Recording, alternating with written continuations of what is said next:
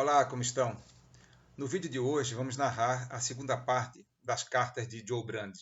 Como vocês já sabem, esse jovem de 17 anos, estadunidense, caiu de um cavalo durante um passeio, foi internado no hospital da Califórnia, Los Angeles, e durante o tratamento teve visões ou, para alguns, basicamente alguns sonhos.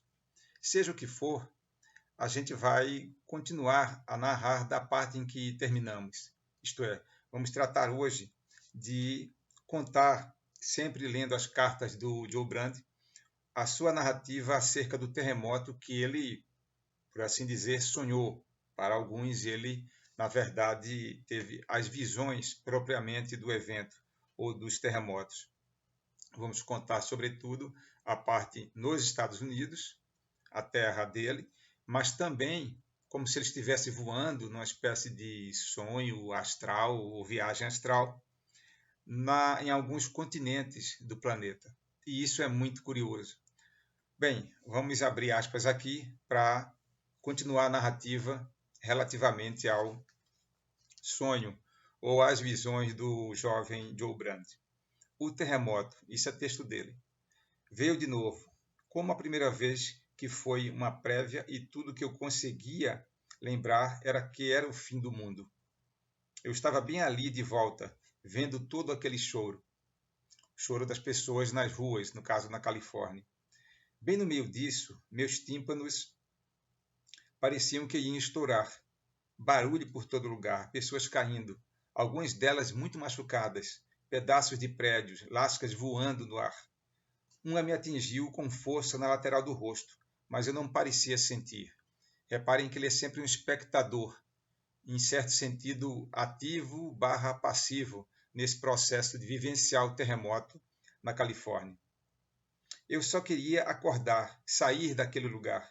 Foi divertido no começo, o primeiro sonho, quando eu meio que sabia que ia sonhar com o fim do mundo ou algo assim. Isso foi terrível. Havia pessoas mais velhas nos carros. A maioria das crianças estava na rua. Mas aqueles caras velhos estavam gritando como se alguém pudesse ajudá-los. Ninguém poderia ajudá-los. Ele repete, ninguém poderia ajudá-los. Foi então que me senti erguido. Talvez eu tivesse morrido, não sei. Mas eu estava sobre a cidade. Ela estava se inclinando em direção ao oceano, como uma mesa de piquenique inclinada. Os prédios estavam aguentando, melhor do que você poderia acreditar. Eles estavam aguentando. As pessoas viram que eles estavam aguentando e tentaram se agarrar a eles ou entrar no ambiente do prédio. Foi fantástico, como se um prédio tivesse vontade própria, tudo mais quebrando ao redor deles, e eles estavam aguentando. Eu estava acima deles, olhando para baixo. Reparem que me parece que nessa situação o Joe Brand ele estaria em uma espécie de viagem astral, estava flutuando sobre esse ambiente do terremoto. Comecei a torcer por eles, pelas pessoas, no caso. Segurem essa linha, eu disse, segurem essa linha. Eu queria torcer, gritar, berrar. Se os prédios aguentassem, aqueles prédios no Boulevard, uma avenida, talvez a garota com as duas crianças, talvez ela conseguisse entrar. Ele contou em específico o caso no caso eu acho que era uma mãe mesmo, com duas crianças. Pareceu assim por um longo tempo, talvez 3 minutos. E 3 minutos eram como uma eternidade. Todo mundo estava tentando entrar nos prédios. Eles iriam aguentar. Você sabia que eles iriam aguentar, mesmo que as águas continuassem subindo. Só que não aguentaram. Ele cede, alguns dos maiores fizeram exatamente isso, os prédios maiores com mais andares. Fizeram exatamente isso. Eles começaram a ruir como um velho com paralisia, que não aguentava mais. Eles desmoronam até virarem nada. E os pequenos gritavam como loucos, acima do rugido das pessoas. Eles estavam loucos por morrer, mas os prédios morrem. Eu não conseguia mais olhar para as pessoas. Eu continuava querendo ir mais alto, isto é, flutuar acima daquele caos do terremoto provocado na Califórnia. Eu continuava me esforçando para ir mais alto, isto é, subir. Então, eu parecia estar fora de tudo, mas eu podia ver, eu parecia estar no Big Bear, perto de São Bernardino. É uma montanha junto à cidade, nas imediações da cidade de São Bernardino, também Califórnia. Mas o engraçado é que eu podia ver em todos os lugares, quer dizer, a visão dele, do alto, era privilegiada no sentido de poder enxergar o país ou outros países também, a região propriamente do terremoto também. A terra parecia começar a tremer novamente. Eu sabia o que estava acontecendo. Eu podia sentir isso mesmo estando no alto. Desta vez durou talvez uns 12 segundos e foi suave. Você não podia acreditar que algo tão suave pudesse causar tanto dano. Mas então eu vi as ruas de Los Angeles e tudo entre as montanhas de São Bernardino. Mas o engraçado é que eu podia ver esses lugares também. Estava tudo se inclinando em direção ao oceano, casas, tudo o que restava. Eu podia ver as grandes pistas, as avenidas, dezenas de grandes avenidas ainda cheias de carros, 5 pistas em um lugar e todos os carros deslizando na mesma direção. Reparem que essas pistas enormes, com várias faixas, no caso aqui 5, não existiam na época dele, 1937, ainda antes da Segunda Guerra Mundial. E aqui, ao que parece, ele já está nos anos 60, segundo alguns deduziram analisando as cartas deixadas pelo Joe Brand. Agora o oceano estava chegando, movendo-se como uma enorme cobra pela terra. Eu me perguntava, acho que é uma espécie de tsunami, na verdade. Eu me perguntava quanto tempo era e eu podia ver o relógio, mesmo não estando lá no boulevard.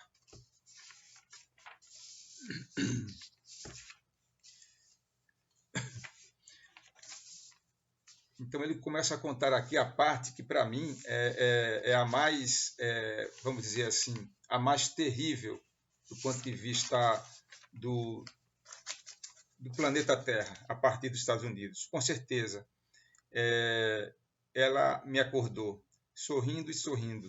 Isso no caso, a enfermeira. Então, num outro momento, ele dorme e começa a contar a parte relativa ao caos que se instala a partir do recomeço do terremoto. Eram 4h29, já tinha se passado meia hora. Fiquei feliz por não poder mais ouvir o choro, mas eu podia ver tudo, eu podia sentir. Agora ele conta especificamente o que eu relatei há pouco. Como o terremoto se deu em outras partes do mundo. Lembrem-se sempre que ele está sobrevoando o planeta, como numa espécie de viagem astral. Então, como se estivesse olhando para um enorme mapa do mundo, eu podia ver o que estava acontecendo na Terra e com as pessoas. São Francisco estava sentindo isso, a cidade de São Francisco. Mas ela não era, de forma alguma, como Hollywood ou Los Angeles. Eu parecia ver que era a falha de Garlock, uma das falhas que os cientistas, os geólogos, identificaram, tanto quanto a falha de San Andreas, no estado da Califórnia, Estados Unidos, que é a costa oeste.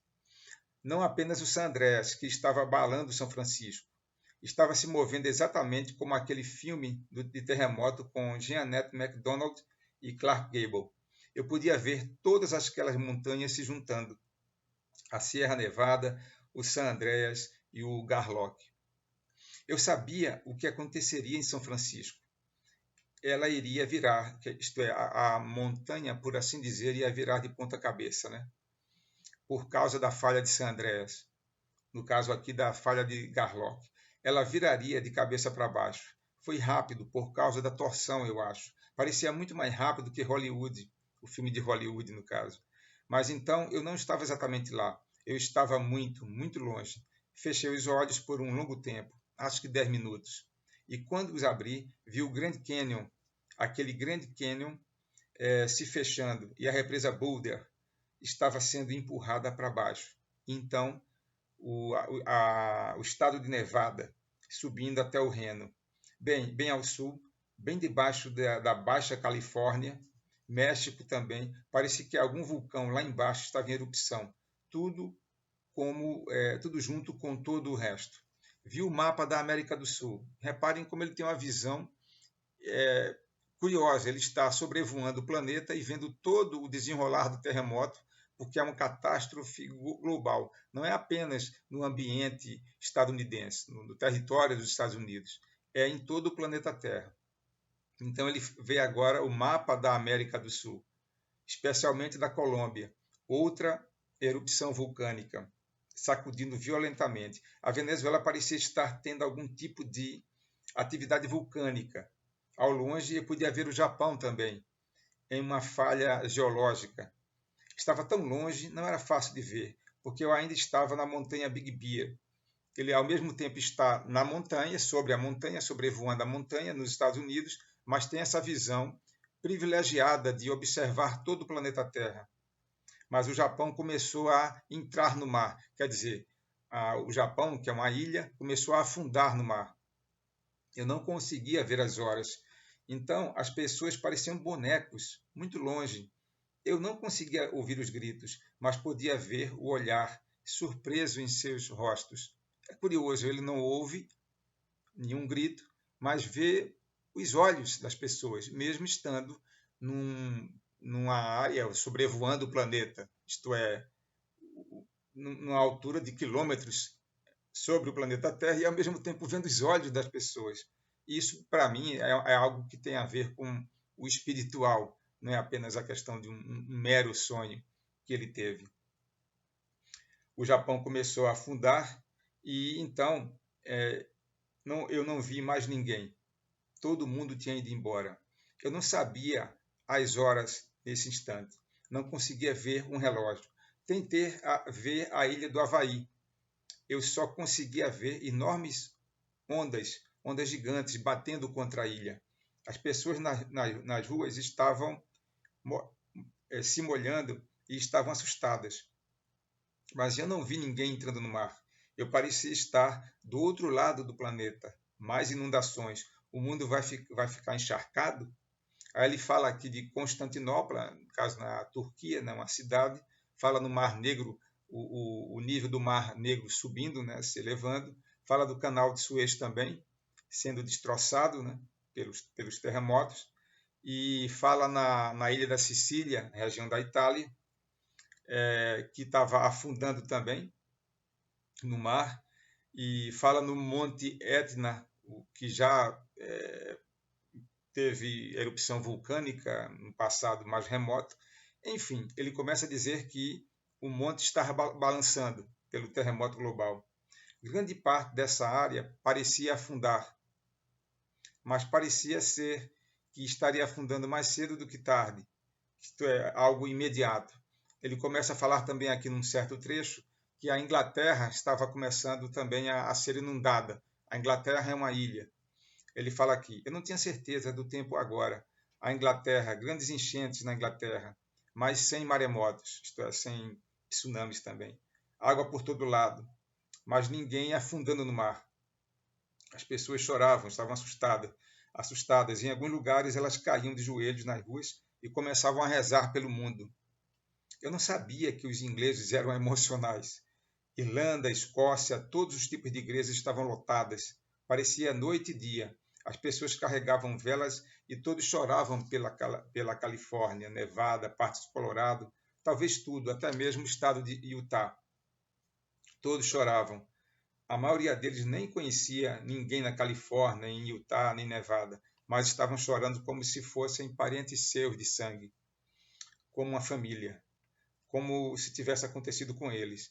Ele narra aqui num outro trecho, em alguns parágrafos, como aconteceu o terremoto, esse processo todo de terremoto em Nova York. Não foi muito atingida, houve enchente, inundações na cidade de Nova York, mas não houve, no caso da cidade de Nova York e também o estado, uma catástrofe como houve na Califórnia.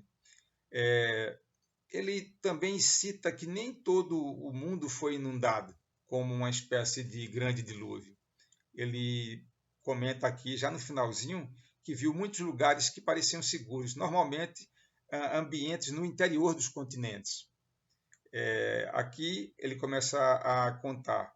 Vi muitos lugares que pareciam seguros e as pessoas não estavam assustadas, especialmente nas áreas rurais. Aqui tudo era quase como se nada tivesse acontecido. As pessoas pareciam ir para esses lugares, algumas a pé, outras de carro, com o que restava de combustível em seus carros. Ouvi, ou de uma outra forma eu sabia que em algum lugar no Atlântico havia surgido terra no mar, muita terra. Eu estava ficando terrivelmente cansado. Eu queria acordar, queria voltar para a garota. Ele queria salvar essa garota desde o primeiro momento da carta. Eu queria saber onde ela estava e as suas duas crianças. Eu me vi de volta a Hollywood e ainda eram 4h29. Vejam como tudo isso ocorre em um espaço de tempo de minutos apenas. O sonho ou visão do Joe Brandt. Eu não estava agora no Big Bear, nessa montanha. Eu estava empoleirado sobre Hollywood, isto é, eu estava numa espécie de serra na cidade de Hollywood. Eu estava simplesmente lá. Parecia perfeitamente, tudo isso parecia perfeitamente natural no meu sonho. Aí ele conta aqui, já no final da sua carta, algo incrível. Ele começa a narrar o desespero das pessoas nos Estados Unidos, fugindo do terremoto. E ele começa a contar a história de um radioamador que avisa as pessoas para fugirem, e avisando essas pessoas do próprio estado e também no país. E ele começa a contar, isso é a fala do radioamador segundo a narrativa do Joe Brandt. Estamos deslizando para o mar, isto é, o estado da Califórnia estava afundando em função desse grande terremoto narrado nas cartas do Joe Brandt, conforme visão ou conforme sonho. Então, o que é que a gente conclui? Eu resumi aqui essa parte final para não ficar muito longo o nosso vídeo. O que é que a gente conclui acerca dessa história do Joe Brandt? Ele sonhou, ele teve visão, o que seja, o que a gente tem que levar em conta é o poder que a mente humana possui, e a gente não tem condição de explicar de onde vem isso, de projetar, né, visões, podem ser proféticas ou não, e explicá-las e narrá-las conforme o entendimento que cada um possua depois de acordar ou depois da visão propriamente dita. Eu queria ressaltar para vocês que, relativamente a essas histórias do Joe Brandt, muitas pessoas no mundo têm sonhos semelhantes ou visões semelhantes. Então, o que é que podemos considerar do ponto de vista da validade ou da certeza absoluta acerca de que o que ele viu ou sonhou vai se realizar? A gente pode apenas conjecturar acerca da possibilidade de socorrer no futuro. Ora, não é apenas o sonho ou visão do Joe Brandt. Muitas pessoas aqui e agora no mundo, no Brasil, nos Estados Unidos, em países europeus, estão sonhando coisas semelhantes. Inclusive, muitos sonham catástrofes ou final dos tempos por meio de grandes terremotos, queda de asteroides na Terra, nos mesmos termos do que ele narrou para nós, conforme suas cartas. Fica a critério de vocês pensarem do que se trata isso, o que explica, que mistério é esse, qual é o enigma que tem que se resolver aqui. Bem, acredito que vocês estão agora curiosos para conhecer melhor essa narrativa. Está disponível em alguns sites na internet, YouTube também. E espero que vocês, a partir de agora, tenham, caso queiram e tenham alguma história para narrar, enviem para roberto.numeriano@gmail.com e também se inscrevam no nosso canal. A gente tem crescido lentamente, como é natural sempre, mas a gente acredita que o nosso trabalho, o nosso esforço tem valido a pena, porque eu tenho recebido material de ouvintes, de parentes de ouvintes, e telespectadores no caso, né? Eu não posso, porque muitas pessoas apenas nos ouvem, botam um áudio e ficam escutando, então estão fazendo alguma coisa em casa, outros gostam de ver também a nossa narrativa no vídeo. Pois bem, quem tiver interesse, por favor, mande o material que a gente vai narrar a sua história, mantendo o anonimato caso você queira. Eu agradeço desde já aqueles que curtem, aqueles que comentam, aqueles que se inscrevem no canal, porque o nosso objetivo é justamente esse: trabalhar sobre informações, sobre casos e contar esses casos, narrá-los de modo muito tranquilo, sem tomar partido, dizer isso aí é um sonho, isso aí é um mito, isso aí é uma coisa, um delírio, o que seja. Não, para nós, o que importa é narrar a sua história, contar a sua impressão ou impressão de terceiros, caso a história tenha chegado a você por meio de terceiros. Estamos combinados? Por favor, estamos prontos para o próximo videoprograma. Muito obrigado.